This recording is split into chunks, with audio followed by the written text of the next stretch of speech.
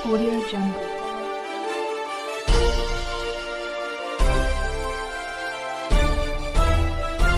Audio Jungle.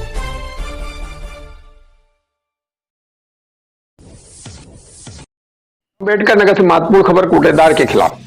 32 महीने से कोटेदार ग्रामीणों को राशन नहीं दे रहा है और बाकायदे ग्रामीणों को चैलेंज करता है। यहां मेरी शिकायत करनी है कर दो, मेरा कोई कुछ बिगाड़ नहीं सकता है। उसे ना तो प्रधानमंत्री खौफ है और ना मुख्यमंत्री का और ना स्थानीय अधिकारियों का। यहां तक कि कोरोना काल का भी वो राशन हजम कर गया है और ग्रामीण उसकी शिकायत करते करते थक गए। वो एक दिन कलेक्ट्रेट के सामने आकर धरने पर बैठ गए।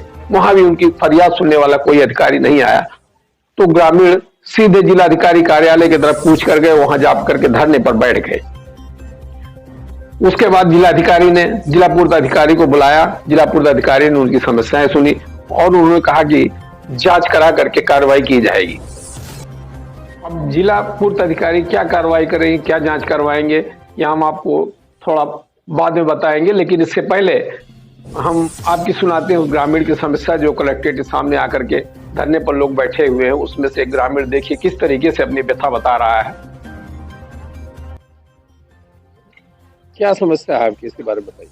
जी सर, समस्या हमारी कोटेदार से है। सुलन तारा ग्राम सभा के कोटेदार शकुंतला वर्मा जी से है। जी बताइए। जी 6 साल से ये कोटेदार हैं, जिसमें से ये लोग 32 महीने का राशन खा गए। 32 महीने से फिंगर लगवा लेते हैं, 1 महीने का राशन देते हैं, दूसरे महीने का गायब हो जाता है। कभी कहते हैं बहन का शादी है, वो उन्हीं के घर में भी प्रधान ही है।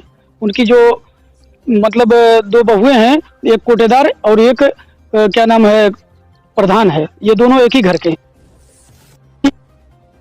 बहन की शादी करवानी है, इसलिए हम राशन बेच रहे हैं, आप हमको बेचने दीजिए। चलिए 1 महीने का बेच लिए, कोई बात नहीं। ऐसे ऐसे 32 महीने का बेच डाले। उसके बाद जब हम आवाज उठाने लगे, कितने लोग राशन नहीं मिल रहा? 45 लोग का केस हुआ। ये सर 45 क्या सर, बहुत लोगों का है, मगर आवाज उठाने में सब लोग दबते हैं। हम लोग भाई अब आवाज उठाना ही पड़ेगा, जब मजबूर हो गए तो आवाज उठा कर आए हैं हम लोग। कम से कम 35-40 लोग, 50 लोग तो है ही हैं हम लोग। इनको राशन नहीं मिल रहा? जी सर। इसके खिलाफ आपने कभी कोई शिकायत और नहीं कहीं किया? जी सर, SDM साहब को दिया गया था। क्या हुआ सर? उसमें क्या हुआ है, जिला पूर्त अधिकारी जी ने उसमें बयान पता नहीं क्या बनाकर दे दिए। उनके दुकान की जांच हुई, पता नहीं क्या 18 बोरी चावल निकला, 3 बोरी गेहूं मौके पे, और उसके बाद उन्होंने मशीन जब्त कर लिया। 21 तारीख को जब धरना दिया गया था, शाम को ही गए थे। क्या नाम है आपका? जी सर, रामपाल जी, सुलहन तारा जगदीशपुर। सवाल ये है कि जिला पूर्त अधिकारी इसमें क्या जांच कराएं? क्या उनको ये नियम विरुद्ध नहीं लगता कि जो ग्राम प्रधान है उसी परिवार के सदस्य को कोटा मिला हुआ है, उस कोटे को निरस्त नहीं करना चाहिए?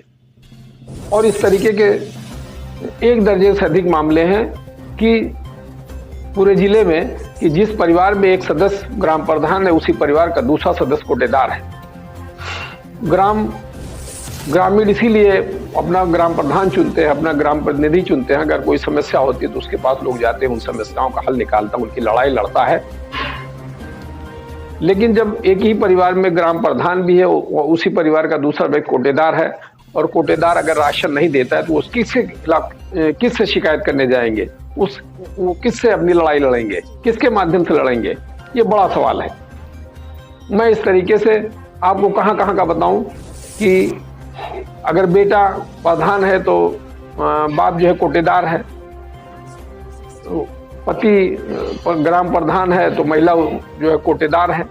इस तरीके के तमाम मामले हैं और जिला पूर्त अधिकारी की जांच होनी चाहिए, क्यों इस तरीके काम कर रहे हैं। अगर जो किसी परिवार में कोई व्यक्ति ग्राम प्रधान है तो उसी परिवार के दूसरे सदस्य को कोटा क्यों दे दिया जाता है? इसके खिलाफ तो जांच जिला पूर्त अधिकारी के खिलाफ होनी चाहिए जांच।